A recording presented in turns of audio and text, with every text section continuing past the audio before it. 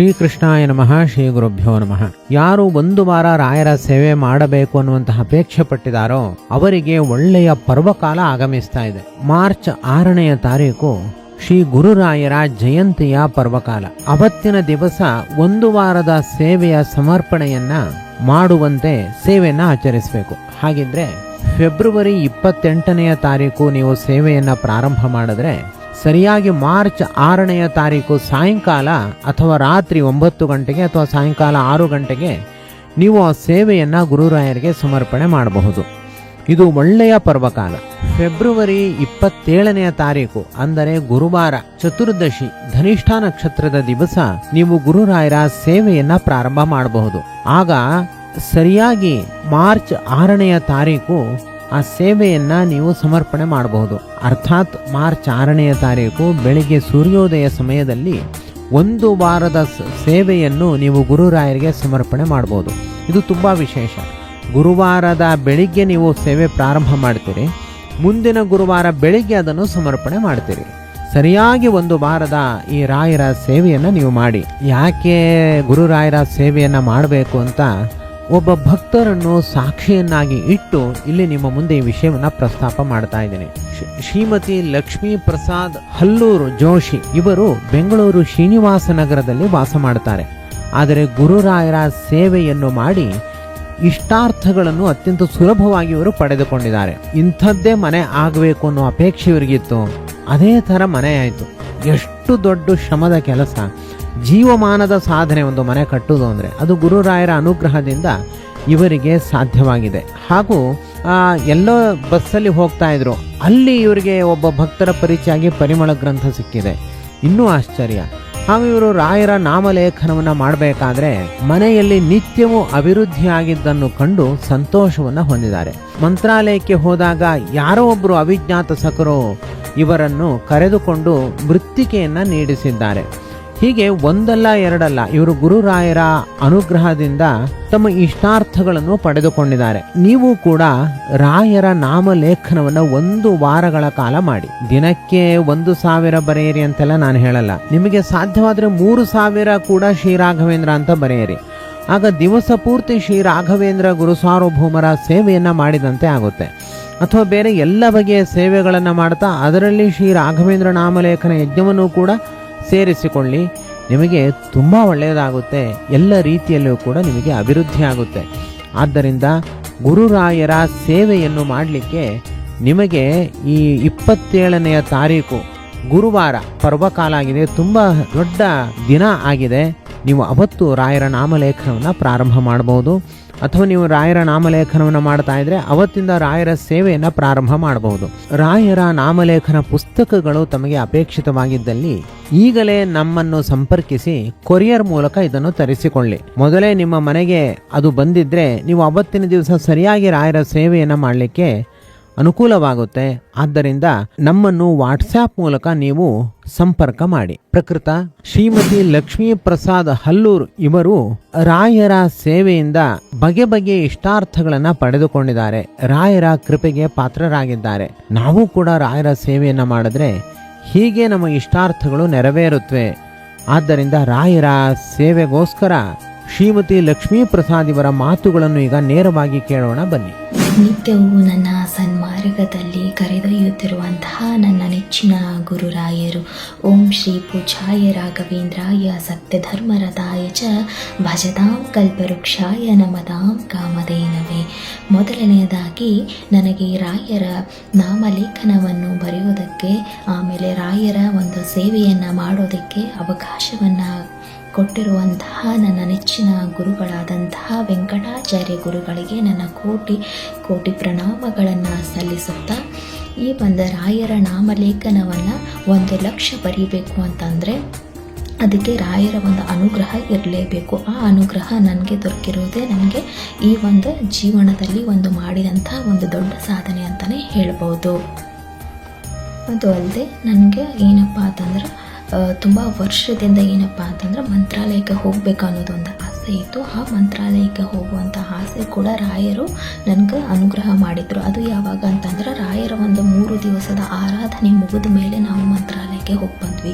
ನನಗೆ ತುಂಬ ವರ್ಷದಿಂದ ಏನಪ್ಪ ಅಂತಂದ್ರೆ ನನಗೆ ಮುದ್ರೆ ಹಾಕಿಸ್ಕೋಬೇಕು ಅನ್ನೋದೊಂದು ಆಸೆ ಇತ್ತು. ಆ ಆಸೆ ಕೂಡ ರಾಯರು ನನಗೆ ಯಾರಪ್ಪ ಅಂತಂದರೆ ಮಂತ್ರಾಲಯದ ಪೀಠಾಧಿಪತಿಗಳಾದಂತಹ ಶ್ರೀ ಶ್ರೀ ಸುಬುಧೇಂದ್ರ ತೀರ್ಥರಿಂದ ನನಗೆ ಮುದ್ರಾ ಕೂಡ ಹಾಕಿದ್ರು. ಅದು ಒಂದು ರಾಯರ ಅನುಗ್ರಹ ಅಂತಲೇ ಹೇಳ್ಬೋದು.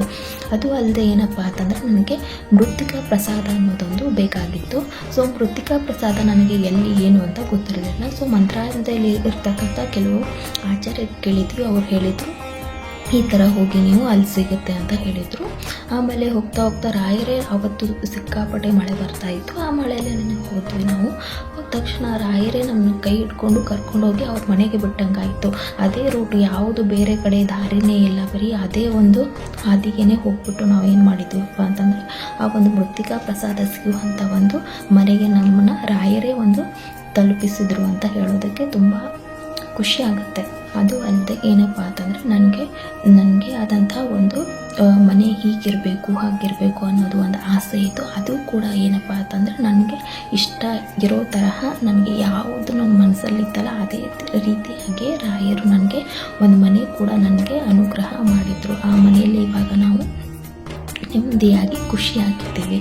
ಅದು ಅಲ್ಲದೆ ಏನಪ್ಪ ಅಂತಂದರೆ ನನಗೆ ಪರಿಮಳ ಗ್ರಂಥ ಅದು ಒಂದು ನನಗೆ ತಗೋಬೇಕು ಅಂತ ಇತ್ತು. ಬಟ್ ಆ ಒಂದು ಸಿಚುವೇಶನ್ಗೆ ಅದು ಪರಿಮಳ ಗ್ರಂಥವನ್ನು ತೆಗೆದುಕೊಳ್ಳೋಕ್ಕೆ ಆಗಲಿಲ್ಲ. ಅದೇ ರೀತಿಯಾಗಿ ಏನಪ್ಪ ಅಂತಂದರೆ ಒಂದು ದಿವಸ ನಾವೇನು ಟ್ರಾವೆಲ್ ಮಾಡಬೇಕಂತಂದ್ರೆ ಅವಾಗ ಟ್ರಾವೆಲ್ ಮಾಡುವಾಗ ನಮ್ಮ ಪಕ್ಕದವರು ಒಬ್ಬರು ಕ್ರಿಯಾ ಅಂತ, ಇವ್ರು ಬೆಂಗಳೂರವರೇ. ಅವ್ರು ಏನು ಮಾಡಿದರು ಅಂತಂದ್ರೆ ಅವ್ರಿಗೂ ನಮಗೂ ಪರಿಚಯನೇ ಇಲ್ಲ, ಎಂತೂ ಇಲ್ಲ, ಏನೂ ಇಲ್ಲ. ಬಟ್ ಪ್ರಯಾಣ ಮಾಡುವಾಗ ಕ್ರಿಯಾ ಅನ್ನೋರು ರಾಯರ್ ವಾಲ್ಪೇಪರ್ನ ಇಟ್ಕೊಂಡಿದ್ರು. ಸೊ ಅದಕ್ಕೆ ನಾನೇನಂದೆ, ನೀವು ವಾಲ್ಪೇಪರು ರಾಯರ್ದು ಇಟ್ಕೊಂಡಿದ್ದೀರಾ, ರಾಯರ ಪೂಜೆ ಮಾಡ್ತೀರಾ, ರಾಯರದ್ದು ಆರಾಧನೆ ಮಾಡ್ತೀರಾ ಅಂತ ನಾನು ಕೇಳಿದೆ ಅವ್ರಿಗೆ. ಹೌದು, ನಾನು ರಾಯರ ಪೂಜೆ ಮಾಡ್ತೀನಿ ಅಂತಂದರು.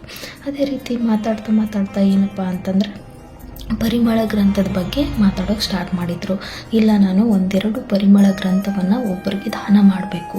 ಸೊ ಅದಕ್ಕೆ ಅದನ್ನು ಯಾರೂ ತಗೊಳ್ಳೋಕ್ಕೆ ಸಿದ್ಧ ಇಲ್ಲ ಅಂತ ಅಂದಿದ್ದಕ್ಕೆ ನಾನು ಹೇಳಿದೆ, ಇಲ್ಲ, ನನಗೆ ರಾಯರ ಒಂದು ಪರಿಮಳ ಗ್ರಂಥ ನಮ್ಮ ಮನೆಗೆ ತಗೊಂಡ್ಬಿಟ್ಟು ನಾವು ಪೂಜೆ ಮಾಡಬೇಕನ್ನೋದು ತುಂಬ ನನಗೆ ಕನಸಿತ್ತು ಅಂತ ಹೇಳಿದೆ. ಅದಕ್ಕೆ ಇಲ್ಲ, ನಿಮ್ಮ ಮನೆ ಅಡ್ರೆಸ್ ಕಳಿಸಿ, ಸೊ ನಾನು ಅದನ್ನು ನಿಮ್ಮ ಮನೆಗೇ ನಾನು ಪರಿಮಳ ಗ್ರಂಥವನ್ನು ಕಳಿಸೋ ಥರ ನಾನು ಮಾಡ್ತೀನಿ ಅಂತ ಹೇಳಿಬಿಟ್ಟು ಪ್ರಿಯಾ ಅವರು ನಮಗೆ ಪರಿಮಳ ಗ್ರಂಥವನ್ನು ಕೂಡ ನಮಗೆ ಅವತ್ತು ಕೊಡಿಸಿದ್ರು ನಮಗೆ. ಅಂದರೆ ಅಡ್ರೆಸ್ ಮುಖಾಂತರ ನಮ್ಗೆ ಕಳಿಸಿದ್ರು ಮನೆಗೆ. ಸೊ ಇದರಿಂದ ಏನಪ್ಪ ಅಂತಂದ್ರೆ ನನ್ನ ಮನಸ್ಸಲ್ಲಿ ಇತ್ತು ಪರಿಮಳ ಗ್ರಂಥವನ್ನು ತಗೋಬೇಕು ಅಂತ ಹೇಳ್ಬಿಟ್ಟು. ಬಟ್ ರಾಯರು ಅದನ್ನು ಇನ್ನೊಬ್ಬ ವ್ಯಕ್ತಿಯಿಂದ ಅದನ್ನು ನನಗೆ ಬರೋ ಥರ ಮಾಡಿದ್ರಲ್ಲ, ಅದೇ ಒಂದು ರಾಯರ ಒಂದು ಅನುಗ್ರಹ ಅಂತ ಹೇಳ್ಬೋದು. ಅದು ಅಲ್ಲದೆ ಏನಪ್ಪ ಅಂತಂದರೆ ನಾನು ರಾಯರ ನಾಮಲೇಖನ ಬರೆಯುವಾಗ ಏನು ಮಾಡ್ತಾಯಿದ್ದೆ ಅಂತಂದರೆ ಕೆಳಗಡೆ ಒಂದು ಬುಕ್ಕು ಅಥವಾ ಏನಾದರೂ ಇಟ್ಕೊಂಡು ನಾನು ಬರೆಯೋ ಅಭ್ಯಾಸ. ಸೊ ಅದೇನಾಗ್ತಾಯಿತ್ತು ಅಂತಂದರೆ ಕೆಲವೊಂದು ದಿವಸ ಆದಮೇಲೆ ಅದು ಒಂದು ಫಾಸ್ಟ್ ಬರಿಬೇಕು ಅಂತ ಹೇಳಿಬಿಟ್ಟು ನಾನೇನು ಮಾಡಿದೆ, ಕೆಳಗಡೆ ಒಂದು ನ್ಯೂಸ್ ಪೇಪರ್ ಬೇಕಲ್ವ. ಸೊ ನ್ಯೂಸ್ ಪೇಪರ್ ಬೇಕು ಅಂತ ಏನು ಮಾಡಿದೆ ನಾನು ಯಾವಾಗ ಅಂತಂದರೆ ರಾಯರದು 22ನೇ ಒಂದು ಪುಸ್ತಕ ಬರೆಯುವಾಗ ನನಗೆ ಅದು ಆಲೋಚನೆ ಬಂತು.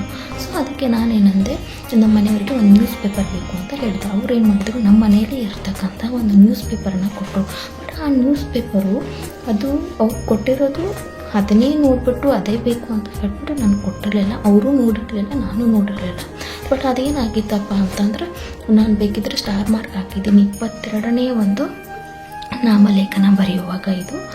ಆಮೇಲೆ ನಾವು ನ್ಯೂಸ್ ಪೇಪರ್ ಕೊಟ್ಟಿರೋದು ಏನಪ್ಪ ಅಂತಂದರೆ ಈ ಒಂದು ರಾಮೋತ್ಸವ. ಇದರಲ್ಲಿ ಏನು ವಿಶೇಷ ಅಂತ ಹೇಳ್ಬೋದು. ಇದರಲ್ಲಿ ಏನಪ್ಪ ಅಂತಂದರೆ ಜನವರಿ 22ನೇ ತಾರೀಕು 2024 ನಾನು ಬರೆಯೋ ಪುಸ್ತಕನೂ 22. ಆಮೇಲೆ ಈ ಒಂದು ನ್ಯೂಸ್ ಪೇಪರ್ ನನ್ನ ಕೈ ಸಿಕ್ಕಿದ್ದು ನನಗೆ 22ನೇ ತಾರೀಕು 22ನೇ ಡೇಟ್ದು ಅಂತ ಹೇಳ್ಬೋದು. ಇದಕ್ಕೆ ನನಗೆ ಏನೋ ಒಂಥರ ರಾಮನ ಅನುಗ್ರಹ ಆಯ್ತೇನೋ ಅಂತ ಅನಿಸ್ತು. ಆವತ್ತಿಂದ 1,00,000 ರಾಮಲೇಖನವನ್ನು ನಾನು ಈ ಒಂದು ನ್ಯೂಸ್ ಪೇಪರ್ ಮೇಲೆ ಮುಗಿಸಿದ್ದೀನಿ. ಅದಕ್ಕೆ ಅದು ಒಂದು ರಾಯರ ಒಂದು ಅನುಗ್ರಹ ಅಂತಲೇ ಹೇಳ್ಬೋದು. ಇನ್ನು ಹೇಳ್ಬೇಕು ಅಂತಂದರೆ ರಾಯರ ಒಂದು ನಾಮಲೇಖನವನ್ನು ಬರಿತಾ ಏನಪ್ಪ ಅಂತಂದರೆ ಒಂದು ವಿಶೇಷ ಏನಂದರೆ, ನಾವು ಯಾವುದೇ ಕೆಲಸ ಮಾಡಲಿ ಏನೇ ಮಾಡಲಿ ಆ ಕೆಲಸಗಳು ಬೇಗನೆ ನೆರವೇರೋಕ್ಕೆ ಸ್ಟಾರ್ಟ್ ಆಯಿತು. ಆಮೇಲೆ ಏನೇ ಒಂದು ಕೆಲಸ ಮಾಡಿದ್ರು ಅದು ಬೇಗನೆ ಆಗೋದಕ್ಕೆ ಸ್ಟಾರ್ಟ್ ಆಯಿತು. ಈ ಒಂದು ಕೋಟಿ ಹಣ ಇದ್ರೂ ಕೂಡ ರಾಯರ ಒಂದು ನಾಮಲೇಖನ 1,00,000 ಬರೆದಿರುವಂತಹ ನಾಮಲೇಖನ ಇದೆಯಲ್ಲ, ಅದೇ ನಮಗೆ 1,00,000 ರೂಪಾಯಿ ಥರ ಇದೆ ಮನೆಯಲ್ಲಿ. ಅದೇ ಒಂದನ್ನು ಬರೆಯೋದೇ ನನಗೊಂದು ದೊಡ್ಡ ಪುಣ್ಯ. ಮತ್ತು ರಾಯರು ಒಂದು ಅದನ್ನು ನನಗೆ ಅನುಗ್ರಹ ಮಾಡಿದಾರಲ್ಲ 1,00,000 ಬರೆಯೋದಕ್ಕೆ, ಅದೇ ನನಗೊಂದು ಪುಣ್ಯ, ಒಂದು ಜೀವನದ ಒಂದು ಸಾಧನೆ ಅಂತಲೇ ಹೇಳ್ಬೋದು. ಕೊನೆಯದಾಗಿ ಹೇಳೋದಾದರೆ, ಬೇಕಾದವರೆಲ್ಲ ಕೈ ಬಿಟ್ಟಾಗ, ಧೈರ್ಯ ಕಳೆದುಕೊಂಡಾಗ, ಸೋಲುತ್ತಿದ್ದೇನೆ ಎಂದು ಭಯಪಟ್ಟಾಗ, ಯಾವುದೇ ದಾರಿ ಕಾಣಿಸದೇ ಇದ್ದಾಗ ನಮ್ಮನ್ನು ಗೆಲುವಿನೆಡೆಗೆ ನಡೆಸುವ ಧೈರ್ಯ ತುಂಬುವ ಏಕೈಕ ಮಾತು ಮಂತ್ರ ರಾಯರಿದ್ದಾರೆ. ಶ್ರೀಕೃಷ್ಣ ಅರ್ಪಣಮಸ್ತು. ಇಲ್ಲಿಯ ತನಕ ತಾವು ಕೇಳಿದಂತೆ ಶ್ರೀಮತಿ ಲಕ್ಷ್ಮೀ ಪ್ರಸಾದ್ ಹಲ್ಲೂರ್ ಇವರು ಗುರುರಾಯರ ಕೃಪೆಗೆ ಭಾಜನರಾಗಿದ್ದಾರೆ. ಇವರ ಸಾಧನೆಯನ್ನು ಕಂಡು ನಮ್ಮ ಸಂಸ್ಥೆಯಿಂದ ಇವರಿಗೆ ಶತಸಹಸ್ರ ಶ್ರೀ ರಾಘವೇಂದ್ರ ನಾಮಲೇಖಕಿ ಎಂಬ ಪ್ರಶಸ್ತಿಯನ್ನು ಇವತ್ತಿನ ಪರ್ವಕಾಲದಲ್ಲಿ ಪ್ರದಾನ ಮಾಡುತ್ತಿದ್ದೇವೆ. ಇವರಿಗೂ ಇವರ ಕುಟುಂಬಕ್ಕೂ ಗುರುರಾಯರು ಪೂರ್ಣವಾಗಿ ಅನುಗ್ರಹವನ್ನು ಮಾಡಲಿ. ಯಸ್ಸರ್ವಗುಣ ಸಂಪೂರ್ಣಃ ಸರ್ವದೋಷ ವಿವರ್ಜಿತಃ ಪ್ರೀಯತಾಂ ಪ್ರೀತ ಏವಾಲಂ ವಿಷ್ಣುರ್ಮೇ ಪರಮಃ ಸುಹೃತು. ಶ್ರೀಕೃಷ್ಣಾರ್ಪಣಮಸ್ತು.